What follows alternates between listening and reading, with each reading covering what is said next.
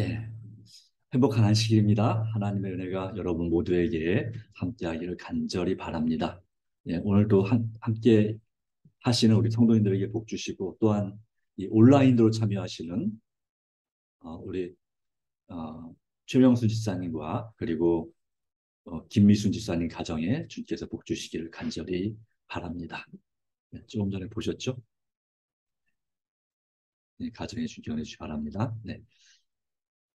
자, 오늘 우리가 함께할 말씀은 순례자의 신앙이란 제목으로 히브리서 11장 1절, 11장 8절의 말씀을 가지고 하나님 말씀을 함께 하고자 합니다. 히브리서 11장 8절입니다. 다 같이 읽어보겠습니다.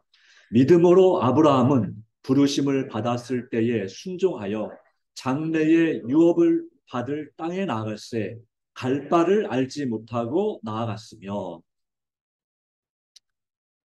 네, 오늘의 이야기는 바로 아브라함의 이야기입니다. 우리가 믿음으로 하나님을 찾는 사람들로서 마지막 사명이 있습니다. 하나님께서 아브라함을 택하셨듯이 우리를 택하셔서 새 천사의 기별을 전파할 수 있는 사명을 우리에게 주셨습니다. 오늘 우리는 아브라함의 믿음을 통해서 이 순례자의 신앙을 본받아 우리 사명을 다 할 수 있게 되길 바라고 또한 그분의 부르심에 대하여 택하심에 대하여 더 깊이 살펴보고자 합니다. 네. 이스라엘 고대 역사 가운데서 아브라함은 한 나라를 건국하는 데 중요한 역할을 한 사람을 국부라고 부르는데 그런 나라의 아버지란 뜻이죠. 그런 존재가 바로 아브라함입니다. 원래 이름은 높임을 받은 아버지란 뜻을 가진 아브라함이었습니다. 그의 이야기는 창세기 11장에서 시작됩니다. 창세기 11장 26절에는 데라가 70세에 아브라함과 나홀과 하란을 낳았다고 되어 있습니다.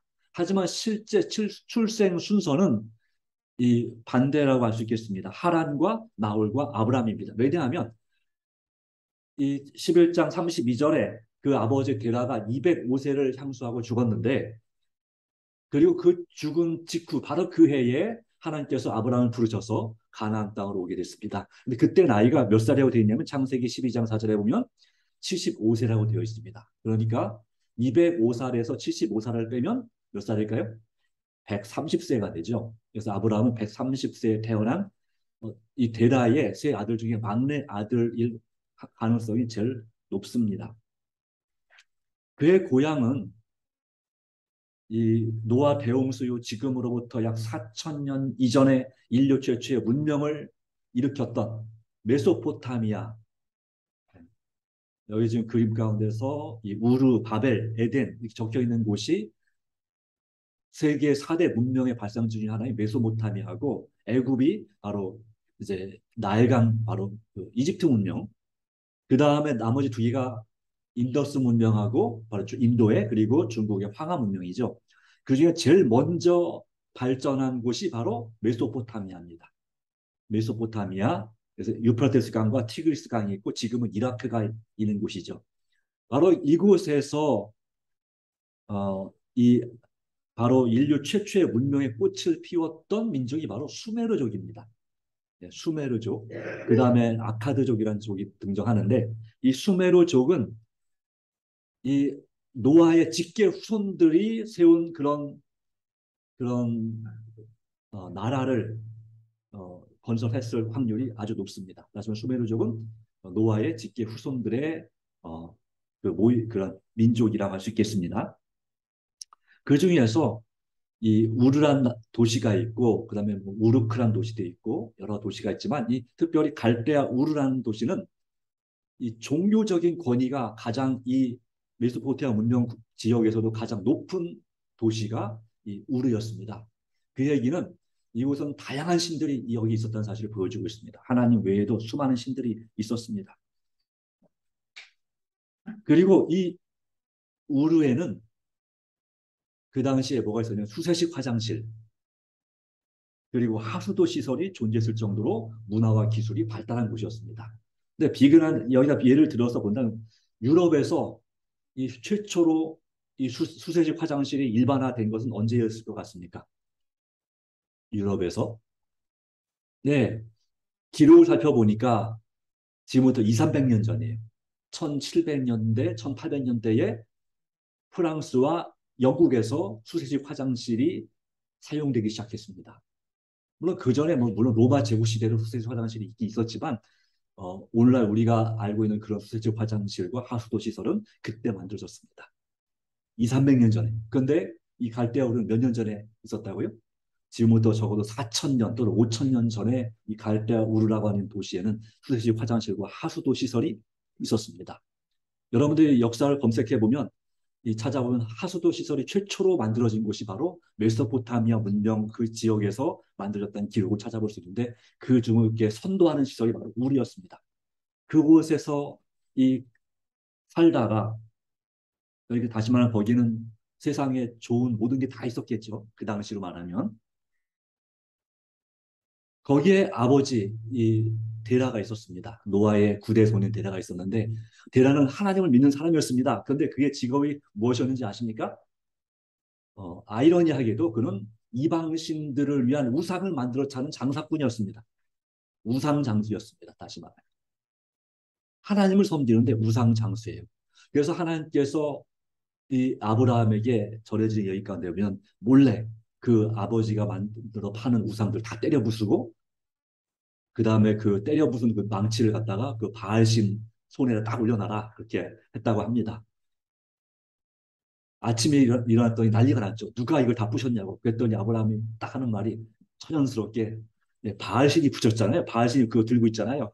이렇게 했더니 이 대라 그랬더니 아 이놈아 내가 그걸 몰라서 그러냐. 이 말도 못하는 움직이도 못하는 우상이 무슨 다른 것을 때려부실 수가 있느냐.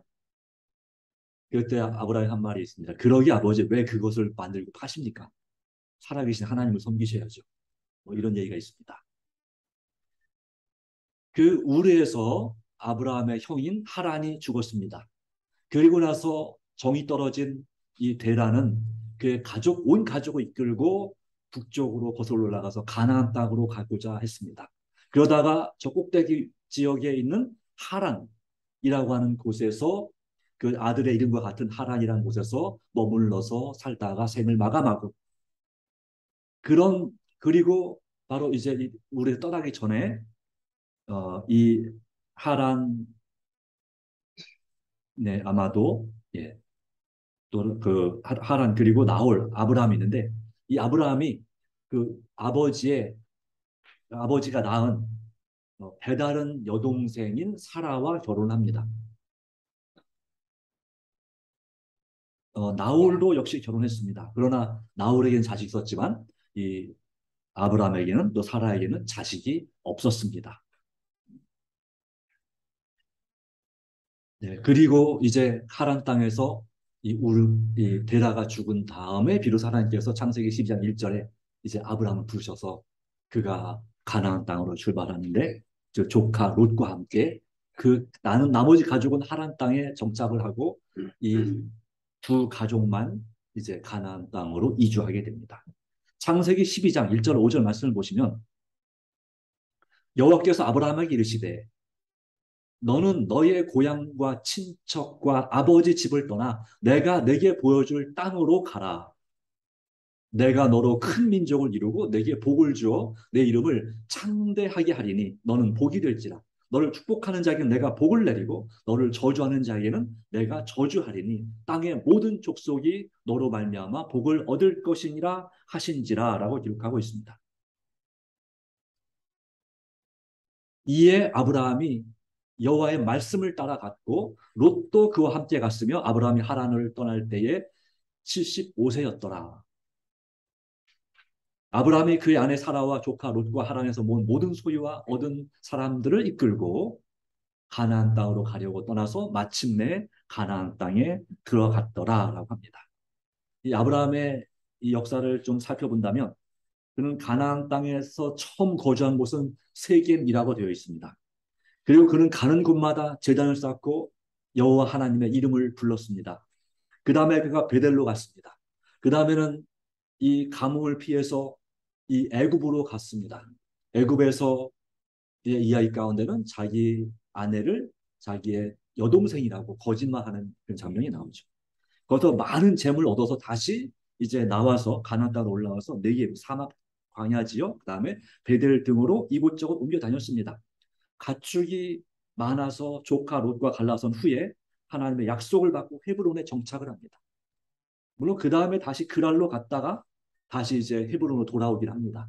그런 와중에서 그 무렵에 바벨론 동쪽에 아까 보여줬던 그림의 동쪽에 엘람 왕 그돌라오말이 나옵니다. 여기가 지금 우르이고 이곳이 이제 바벨론 지역이고 엘람은 이쪽에 있습니다. 강 건너 동쪽에. 역사 대대로 아주 강력한 나라였습니다. 나중에 이 엘람, 여기 있던 엘람이 페르시아에 합병되죠. 그래서 페르시아 제국의 근간이 되고 그렇기 때문에 그 에스더의 엘람도 수산성 이렇게 나오죠. 수산 에스더가 있었던 그 페르시아 왕의 그 중심 도시가 수산성이 바로 엘람에 있었습니다. 그 엘람왕 그돌라오멜과 동맹한 세 왕이 이제 이 가나안 땅에 있는 소돔 고모라를 포함한 5왕과 전쟁을 벌여서 이 소돔에 정착해 살고 있던 조카 롯과 모든 사람들을 다 잡아갔습니다. 그 소식을 들은 아브라함은 어떻게 했습니까? 집에서 키운 종들, 훈련시킨 종들 318명과 그의 근처에 헤브론에 있었던 그 아낙 자손, 키가 아주 큰 거인 자손들의 그 동맹한 그 이웃 부족과 함께 밤새 쫓아가서 이 엘라만 그돌라오멜의 그 군대를 공격해서 기습을 했습니다. 그런데 소돔 고모의 5왕이 패한 그 강력한 군대와 싸우는 아브라함의 그 동맹한 숫자가 얼마나 될지 모르겠지만 이길까요? 못 이길까요? 많이 잡아야 뭐 수천 명일 텐데 수천 명이 수만 명을 이긴다는 거 하는 것은 불가능합니다. 아마도 그렇게 승리한 비결 그리고 모두 온전히 다 찾아오게 된 그 비결은 아브라함이 하나님을 의지함으로 하나님의 도우심을 받았기 때문에 예, 얼마 되지 않은 10분의 1도 안 되는 숫자의 병력을 가지고 이 아브라함이 그 왕들이 왕들도 이기지 못했던 그러한 그 강력한 세력을 이기고 되찾아오는 장면을 볼 수가 있습니다. 하나님의 놀라운 은혜였습니다. 그리고 돌아오는 길에 살렘 왕, 오늘날 예루살렘의 옛날 이름이 살렘인데 살렘 왕인 이 멜기세덱의 축복을 받고 하나님의 제사장인 그 축복을 받고 그에게 이제 11조를 드리죠. 처음에 성경에서 나오는 11조에 대한 기록이 바로 여기 나옵니다. 잠깐 조정을 좀 하겠습니다. 너무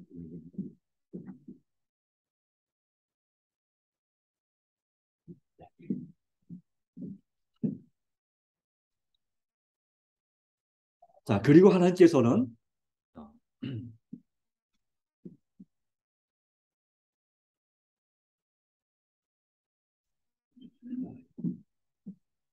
예, 바로 아브라함에게 언약을 맺게 하십니다. 언약을 맺게 하시는데 그 언약을 이 맺을 때에 하나님께서 복을 약속하셨습니다. 그리고 어떤 복이었냐면 그 복은 내가 이 직접 좌우로 또 상하로 걸어 다녔던 이 가나안 땅을 내가 밟는 이 땅을 내게 주겠다는 약속이 있고 그리고 또 하나는 무엇이었냐면 복의 근원이 될지라. 그래서 이 너에게 내가 낳는 아들들이 하늘의 별처럼 바다 모래처럼 많게 될 것이라는 그 약속 그리고 그 결과로 이방 민족이 다 복을 받게 되겠다는 그 약속을 주셨습니다. 그 약속의 그 축복의 언약의 근간은 어떻게 이루어지냐면 바로 이삭을 통해서 이루어지죠. 그리고 나중에는 이 다윗 그 다음에는 이제 마침내 예수 그리스도를 통해서 이 아브라함과 맺은 언약이 이루어지게 됩니다. 바로 하나님께서 아브라함을 부르신 목적은 무엇이었을까요? 그것은 바로 복이 되는 것이었습니다. 그리고 복을 얻게 하기 위해서 선택하신 것입니다. 하나님께서 주시는 복은 무엇입니까? 진짜 주시는 그 메인 가장 중요한 복은 하나님을 사랑하고 이웃을 사랑함으로 누리는 행복을 바로 하나님께서 정말 주시기 원하는 것입니다. 그런데 여기에 덤으로 주시는 복이 있는데 그것이 바로 물질적으로 풍성한 재물을 주시고 또 생명적으로 많은 자녀를 주시는 그런 건강하게 살게, 행복하게 살게 하는 것이 바로 덤으로 주는 복입니다. 안타깝지만 많은 사람들은 이 덤의 복에 관심이 많습니다. 그러나 이 덤의 복은 뭐에 의해서 주시는 거라고요? 하나님께서 원래 주시는 복, 하나님을 사랑하고 이웃을 사랑할 때 얻게 되는 덤이라고 하는 것입니다. 그 덤의 복에 너무 목숨을 걸지 않게 되기를 바랍니다. 하나님께서는 우리에게 주시는 메인 복, 진짜 복을 말씀하십니다. 아브라함도 하나님과 이웃을 정말 사랑하는 모습 가운데 그는 어디를 가든지 그 이웃 하나님을 믿지 않는 사람들이지만 그들과 아주 정말 하나님의 백성으로서의 빛이 되는 삶을 선을 행하면서 바로 그들을 구원하는 데 최선의 노력을 다했습니다. 그 결과 아브라함은 덤의 복인 물질적 생명적 풍요로움도 충분히 많이 누리는 아주 큰 부자로 살다가 주 안에 잠들게 되죠. 하나님이 우리에게 주신 그 명령들을 인간이 순종할 때에만 하나님의 약속들은 성취되고 그리고 하나님의 축복들을 받게 되는 것입니다. 하나님께서 마침내 그 약속하신 아들을 여러 우여곡절 끝에 아브라함의 믿음의 실패에도 불구하고 하나님께서 그에게 주셨습니다. 몇 살 때요? 모두가 다 포기한 100살 때, 또 그 아내가 90살일 때에 이삭을 주셔서 그 가정으로 웃게 하셨습니다. 물론 아브라함은 그 이후에도 이제 최후의 믿음의 시험을 통과해야만 했습니다. 바로 그의 사랑하는 독자 이삭을 제물로 번제로 바치라는 그 시련, 그가 처음에 믿음의 실수와 실패를 하지 않았다면 결코 당하지 않았을 그런 실수를 극복하도록 하나님께 주신 그 마지막 시험 가운데서 아브라함은 실패했습니까? 성공했습니까? 네, 성공했습니다. 승리했습니다. 그 결과 그는 믿음의 조상으로 불립니다. 그는 우리와 똑같은 성정을 가진 사람, 성품을 가진 사람이지만 오직 믿음으로 하나님께서 어디로 인도하시든지 그 명령을 믿고 따라가는 그 믿음을 보여준 결과 우리에게 본이 되고 있습니다. 영적인 그의 후손으로서 우리 영적인 이스라엘로서 우리 모든 그리스도인들은 아브라함에게 나누어진 축복에 참여합니다. 그에게 허락된 그 축복은 지상에 분열된 족속들을 연합시키는 것입니다. 그리스도 안에서 예수님 안에서 하나로 연합시키는 것이 하나님의 축복입니다. 죄 때문에 땅에 선고된 무서운 저주를 모든 사람을 위한 축복으로 바꾸어 주실 것입니다. 바로 이러한 아브라함의 부르심에 대한 비전을 살펴보겠습니다. 첫 번째, 아마 첫 번째밖에 못할 가능성이 높지만 믿음으로 가는 비전, 바로 부르심입니다. 히브리서 11장 8절의 말씀을 보겠습니다.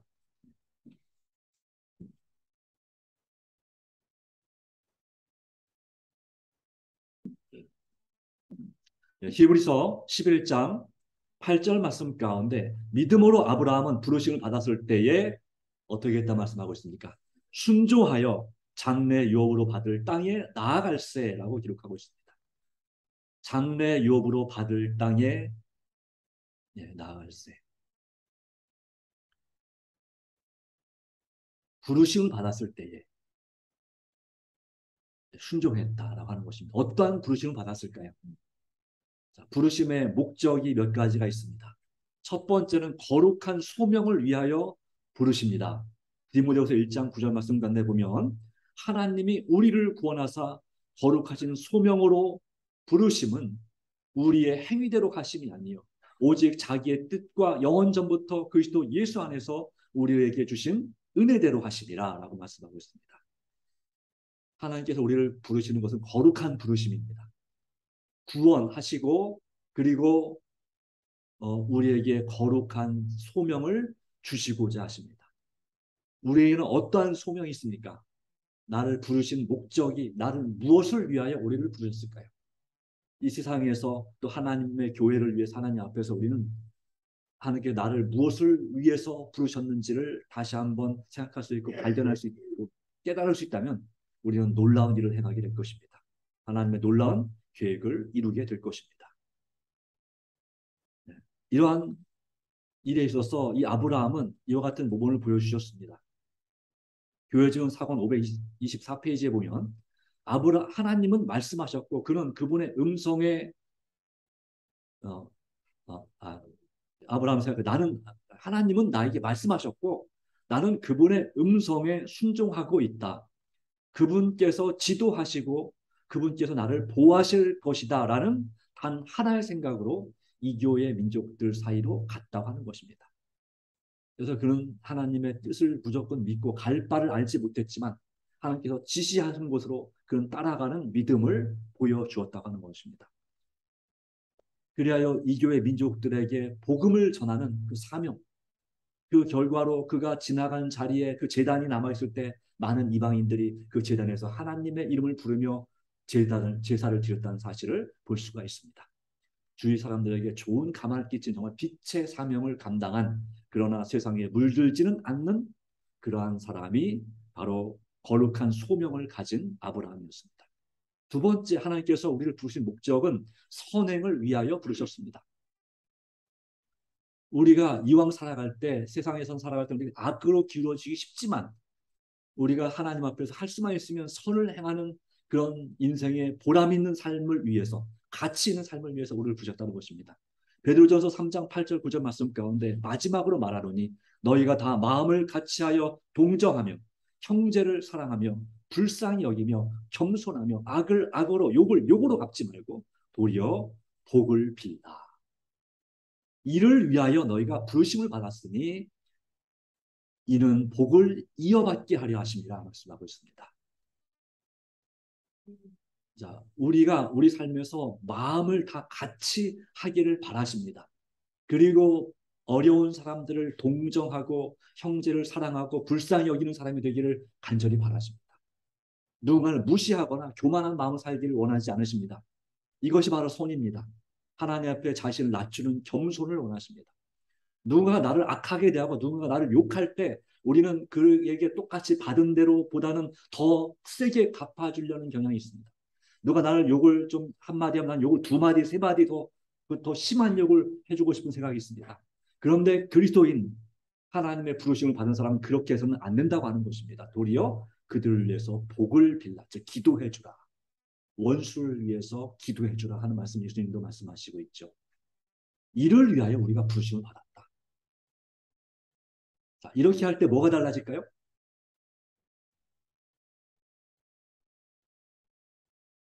예, 우리의 삶이, 우리의 운명이 달라질 수 있습니다. 그리고 말하기를 복을 이어받게 하려 하십니다. 그랬죠. 하나님께서 주시는 하나님 사랑과 이웃 사랑의 복이 아담부터 시작해서 대대로 노아에게 그리고 아브라함에게 그리고 이스라엘 백성들에게 그리고 예수님을 통해서 우리 그리스도인들에게 대대로 이어져 내려오고 있는데 그 이어져 내려오는 복을 우리도 받는 사람이 되기 원한다면 전적으로 하나님을 의지하고 그 부르심에 합당하게 살아야 된다는 사실을 보여줍니다. 그래서 우리는 선행을 위하여 헌신이 될 줄로 믿습니다. 그 다음에 우리의 믿음은 선행을 많이 낳아야 된다라고 말씀했습니다. 세 번째는 평강을 위하여 우리를 부르셨습니다. 골로새서 3장 15절입니다.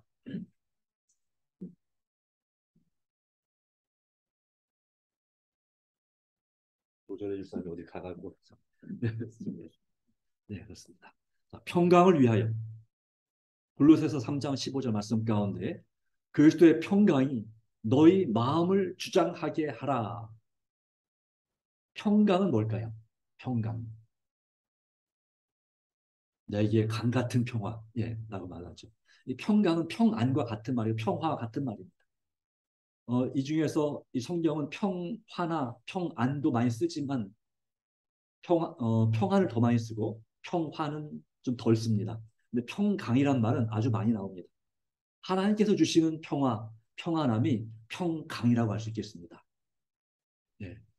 이것이 그래서 이 평강을 위하여 한 몸으로 우리가 부르심을 받았다. 한 몸, 한 백성, 한 교회의 공동체로서 한 몸이면 우리가 머리, 팔, 다리 뭐 이렇게 있는 것처럼 우리가 하나의 예수님이라고 하는 교회라는 이 몸의 한 지체가 된 것입니다. 그 지체는 서로 싸우면 되지 않겠죠. 한쪽이 아프면 같이 아픈 것입니다. 한쪽이 좋으면 같이 좋은 것입니다. 그런 공동체로서 부르심 받았는데 바로 이 평강을 위하여 우리가 부르심 받았다. 너희는 또한 감사하는 자가 되라. 그래서 우리는 우리 삶 가운데서 우리 가정에서나 우리 이웃에서나 우리 교회나 직장 삶에서 누구에게든지 할 수만 있으면 평화를 만들어주는 피스메이커가 되어야 되는 것입니다. 서로의 관계를 좋게 만들고 화목하게 만들어주는 사람. 화평케 하는 자는 복이 있나니 천국이 저희 것이며, 성경은 평화보다는 바꿔서 화평이라고 많이 말하죠. 네. 화평케 하는 자는 복이 있나니 천국이 저희 것이며, 아니고 뭐라 했죠? 하나님의 아들이 일컬음을 받을 것이며 라고 했습니다. 바로 너희는 감사하는 자가 되라 말씀합니다. 그렇게 할 때 우리는 서로 정말 범사에 감사하는 자가 될 수 있습니다. 우리 잠깐 감사하는 건 누구나 할 수 있을지 모릅니다. 그러나 모든 일에 감사할 수 있습니까? 모든 상황을 평화롭게 만들 수 있습니까? 결코 쉽지 않은 일입니다. 우리가 받는 스트레스를 극복하지 않으면 우리는 평화로울 수가 없습니다. 그 모든 일을 가능하게 하시는 분이 바로 우리를 부르신 하나님이십니다. 그 부르심을 위하여 부른 우리가 이 목적을 가지고 하나님께 우리를 택하셨는데, 이 세상에서 사람들에게 정말 평강이 되는 사람, 평화가 되는 평화의 도구가 되기를 주님은 간절히 바라셨습니다. 성 프란시스의 기도처럼 주여 나를 평화의 도구로 만드소서. 이것이 바로 하나님께서 뜻하신 세 번째 부르심의 목적입니다. 네 번째는 영생을 위하여 부르셨습니다. 디모전서 6장 12절 말씀 가운데 믿음의 선한 싸움을 싸우라, 영생을 취하라, 이를 위하여 내가 부르심을 받았고 많은 증인 앞에서 선한 증언을 하였도다라고 말씀하고 있습니다. 이 영생을 얻기 위해서 하나님께서 우리를 부르셨습니다. 우리에게 영원한 생명과 행복을 주기 위해서 우리를 부르셨다고 하는 것입니다. 근데 이 영생을 얻기 위해서는 무엇이 필요합니까? 믿음의 선한 싸움이 필요합니다. 고난과 투쟁이 없이는 우리는 천국을 얻을 수가 없습니다. 이 세상에서도 어떤 정말 좋은 성과와 성공을 위해서는 우리가 분명한 목표와 목적의식을 가지고 열심을 다해야 되고, 아프고 힘들고 자꾸 쉬고 싶고 눕고 싶고 포기하고 싶은 그 순간들을 이겨내야만이 마침내 성공을 거두잖아요. 특별히 장사하시는 분들 같은 경우는 이 고객과의 관계에서 정말 간이고 쓸개고 다 빼주는 그런 이 마음이 없이는 그 사업을 성공할 수가 없죠. 물론 분명 결단력과 지혜도 필요하고 사람들을 들어 이끄는 마음도 필요하지만, 자, 그런 의미에서 세상적으로 그럴할진데 하나님을 믿고 천국 가는 우리 삶에 있어서 영원한 본향을 찾는 나그네와 순례자로서의 우리 신앙에 있어서는 바로 이 영생을 위하여 선한 싸움을 싸우는 것이 참으로 필요합니다. 이에 이 선한 싸움의 믿음의 선한 싸움의 대장이 누구십니까? 예수 그리스도이십니다. 그분을 의지할 때 우리는 이 부르심의 목적, 거룩한 소명을, 그리고 선행을, 평강을, 영생을 이루는 그러한 그리스도인이 될 수 있다고 이 아브라함, 이 순례자의 신앙을 가진 아브라함은 우리에게 오늘 말하고 있습니다. 이와 같이 부르심을 받고 그리스도와 연합하려는 자들은 모든 것을 버리고 그를 따라야 한다. 아브라함은 이 갈대 우르와 하란을 떠나면서 옛 친구와의 교제도 끊어야 했습니다. 아마 그곳에 자기가 하고 싶은 일생의 계획과 꿈이 있었을지 모릅니다. 그것도 포기해야 했습니다. 세상에 붙은 소망도 모두 버려야 했습니다. 오직 하나님께서 이끄시는 대로 세상 소망을 버리고 하나님께 소망을 두고 그는 인생을 살아서 또 가나안 땅으로 자기의 고향을 떠나가야 했습니다. 고독과 눈물과 고독 속에 고통과 눈물과 고독 속에 자신을 희생하면서 씨 뿌리는 일에 종사했습니다. 그것처럼 우리도 이 아브라함처럼 그렇게 믿음으로 사는 일은 때때로는 우리에게 만사 형통 모든 평안만을 약속하지 않습니다.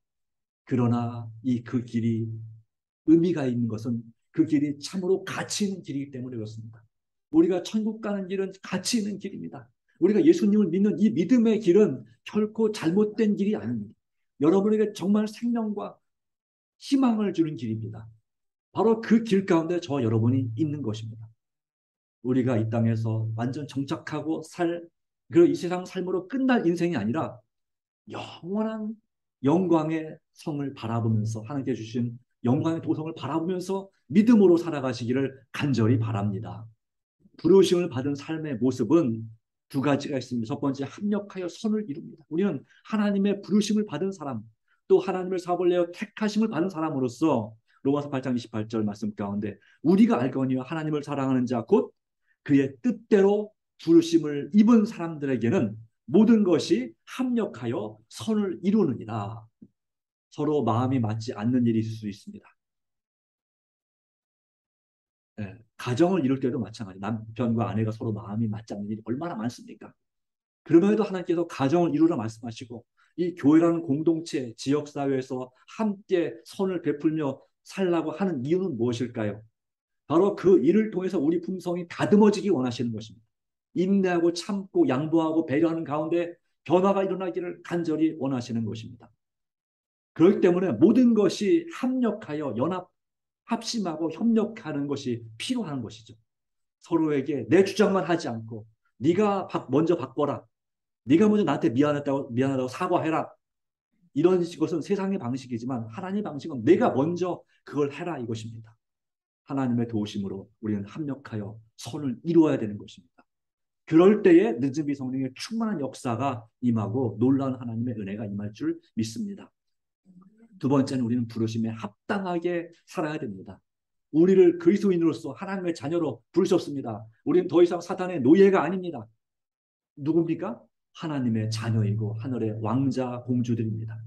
바로 그런 하나님의 부르심 받은 사람으로서 우리는 그에 합당하게 행하여 어떻게 합당하게 행하느냐? 2절부터 나옵니다. 에베소 4장 2절. 모든 겸손과 온유로 하고 비슷한 말이죠. 오래 참음으로 사랑 가운데서 서로를 용납하라라고 했습니다. 용납은 서로를 품어주고 받아들이고 안아주는 것이죠. 난 절대 용납할 수 없어. 이게 아니라 아무리 내 마음에 상처를 준다 할지라도 가족은 절대로 의의를 끊으면 안 되잖아요. 가족이니까. 아무리 기분 나빠도 근데 참 희한한 것은 이 처음에 결혼하기 전에는 이 가족끼리 형제끼리 잘 지내다가 결혼하고 나서 어떤 일이 생기면 가족 사이 아예 관계를 단절하는 경우가 그런 가정들이 종종 많습니다. 여러분이 아는 분들 중에도 가족 관계가 끊어져서 더 이상 1년 내에 연락 하나 한 번 안 되는 그런 가족도 있을지 모르겠습니다. 근데 이것이 하나님의 정말 뜻일까요? 하나님이 원하시는 것일까요? 상대방이 원치 않더라도 적어도 나 자신만큼은 그 관계를 용납해야 되는 것입니다. 네, 물론 지킬 건 지켜야 되겠죠. 더 이상 그 가족에게 사기를 당하지 않도록 네, 그런 손해를 보지 않도록 하는 건 필요하겠지만 서로를 용납하고 용서하라 이거죠. 평안에 매는 줄로 성령이 하나 되게 하신 것을 힘써 지키라고 말씀하고 있습니다. 이것이 바로 부르심에 합당한 자의 모습입니다. 주님 안에서 이 일을 하나님께서 도와주셔서 이 아브라함이 이방 사람들에게 빛을 비추기 위해서 그렇게 갈 바를 알지 못하고 간 것처럼 우리도 사람들에게 빛이 되고 정말 선이 되고 행복이 되도록 그렇게 앞으로 하나님의 인도하심 어디든지 오직 그의 인도하심을 그리고 그분께서 그 사업을 성공하게 하실 것을 우리의 인생을 성공하게 하실 것을 믿고 나아가시기 바랍니다. 어떤 분들은 현재 인생에 실패를 경험하고 있는 분이 있을지 모르겠습니다. 그건 너무나 가슴 아프고 쓰라린 경험입니다. 가족 중에 한 사람이 실패를 경험하고 있으면 온 가족이 다 우울하고 힘듭니다. 어떤 분은 병원에서 사경을 헤매는 분도 있습니다. 그럴 때 어떤 마음이 들까요? 그러나 하나님 약속은 그것입니다. 하나님 언약은 우리가 하나님의 명령과 언약을 믿으면 그것을 의로 여기시고 끝까지 하나님께서 우리를 버리지 않고 인도하신다고 하는 것입니다. 진정한 성공은 세상에 덤의 복을 누리는 것이 아니라 바로 하나님께 주시고자 하는 진정한 영생의 바로 하나님 사람과 이웃 사람을 통한 행복으로 주어지는 그 복을 누리는 것입니다. 진정한 행복은 이 땅에서도 물론 어느 정도 누릴 수는 있지만 우리가 이 땅에서 나는 순례자이고 나그네라는 생각으로 사는 것입니다. 그리고 나의 고향 정착할 곳은 어디라는 생각으로 사는 것입니까? 하늘 본향, 하나님께 주시는 새 하늘과 새 땅, 더 이상 죽음이나 불행이나 시험이 없는 그런 세상에서 살게 되는 것을 목표로 삼으시고 믿음으로 조금 더 인내하시고 앞으로 나아가시기를 간절히 바랍니다. 그러기 위해서 나 혼자만 천국 갈 수 없죠. 누군가를 같이 반드시 데리고 가야 되겠죠. 우리는 부족한 사람들입니다. 그러나 승리할 수 있음을 약속하고 있습니다. 믿음의 조상 아브라함. 그는 저는 우리에게 믿음의 좋은 본도 보여주지만 사실 그는 실수투성이의 사람이었습니다. 실수투성이의 삶을 살았습니다. 자기 목숨을 구하기 위해서 두 번이나 아내를 여동생이라고 거짓말했습니다. 거기 사람들에게 그렇게 좋지 못하게 보였습니다. 창세기 12장과 창세기 20장에서 그렇게 했습니다. 그리고 하나님의 언약의 성취를 기다리다가 지쳐서 자기 종 엘리에셀이나 상속자가 되기를 바랬습니다. 그때 하나님께서 창세기 15장에서 언약의 말씀을 주셨습니다. 내 태에서 내가 직접 낳는 아들이 내 바로 약속의 후손이 될 것이다. 그 약속을 하나님께서 85세 때에 주셨는데 또 75세 때 주시고 하셨는데 10년을 기다렸는데 답이 없는 것입니다. 자식이 안 생기는 것입니다. 그래서 85세 때에 그 아내 사라의 말을 듣고 여종 하가를 자기 둘째 부인으로 들였습니다. 그리고 덜컥 임신을 했습니다. 그런데 그때부터 가정 불화가 일어났습니다. 그것 때문에 아브라함이 참 많이 힘들었습니다. 마침내 이스마엘을 낳았습니다. 그런데 하나님께서 일부 다처를 그렇게 성경에서 묵인을 하시지만 그렇게 권장하지 않으십니다. 일부 다처 제도는 항상 가정에 불행을 가져옵니다. 물론 야곱도 마찬가지 그렇게 일부 다처긴 했지만 그랬습니다.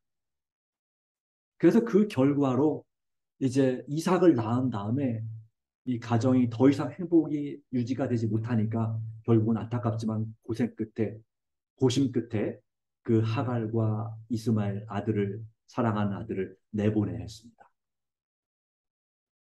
그런 면에서 아브라함은 여러 가지 실수 많은 그런 모습을 우리와 별 차이 없는 모습을 보여주었습니다. 그럼에도 불구하고 그가 믿음의 조상이 될 수 있었던 이유는 무엇일까요? 끝까지 그는 하나님의 언약을 믿음으로 살았습니다. 비록 종종 중간에 넘어지기도 했지만 그는 다시 일어난 것입니다. 의인은 7번 넘어질지라도 다시 일어난다고 하는 것이 잠언 24장 16절의 말씀이지 않습니까? 네, 바로 그 말씀처럼 이 아브라함은 실수 많은 인생이었지만 마침내 믿음으로 승리했고 하나님께 인정을 받을 수 있었습니다. 우리의 인생도 마찬가지일지 모르겠습니다. 어쩌면 우리도 실수가 많은 인생이고 인생에 돌아볼 때 그때 이렇게 했으면 정말 좋지 않았을까? 그때 왜 그랬을까? 또 지금도 어쩌면 우리가 여러 고민할 수가 있겠죠. 내가 이렇게 했어야 되는데 왜 반대로 했을까? 이런 고민과 걱정이 많을 수 있습니다. 여러분의 염려와 계획들을 하나님의 손에 내려놓으시기 바랍니다. 그게 굴복하시기 바랍니다. 지혜를 구하시기 바랍니다. 하나님은 여러분을 아직까지 버리신 게 아닙니다. 다만 우리에게 때때로 시련과 시험을 허락하셨을 뿐입니다. 이것을 우리가 믿음으로 견뎌내고 감사함으로 받으면 하나님께서는 그 부르심을 받은 자들의 열매, 바로 승리를 약속하십니다. 바로 예수님을 믿음으로 주시는 언약입니다. 하나님의 은사와 부르심에는 후회하심이 없느니라 라고 말씀하고 있습니다. 하나님께 여러분을 부르셨습니다. 후회하고 계실까요? 아닙니다. 여러분을 부르신 것을, 이 자리에 부르신 것을 후회하지 않으십니다. 하나님을 의지함으로써 마침내 부르심을 받고 택하지 받은 자들이 이기겠다는 이 요한계시록 10장 14절의 말씀을 기억하면서 우리는 하나님의 소망을 가지고 앞으로 나아갑니다. 우리의 인생은 바로 이 세상에서 순례자의 생애임을 기억하기 바랍니다. 우리가 우리의 길을 그분께 위탁할 때 그분께서는 우리의 발길을 인도해 주실 것이 확실함을 믿으시기 바랍니다. 그러므로 우리는 믿음으로 말미암아 살리라. 네, 결론이자 주제는 그것입니다. 아브라함처럼 우리는 하나님은 말씀하셨고 나는 그분의 음성에 순종하고 있다 또는 순종하기를 원한다. 그분께서 지도하시고 그분께서 나를 보호하실 것이라는 이 믿음으로 부르심에 합당하게 순종하며 삽시다. 예수님의 재림의 언약을 믿음으로 삽시다. 하나님께서 참으로 도우시기를 간절히 바라면서 말씀을 드립니다.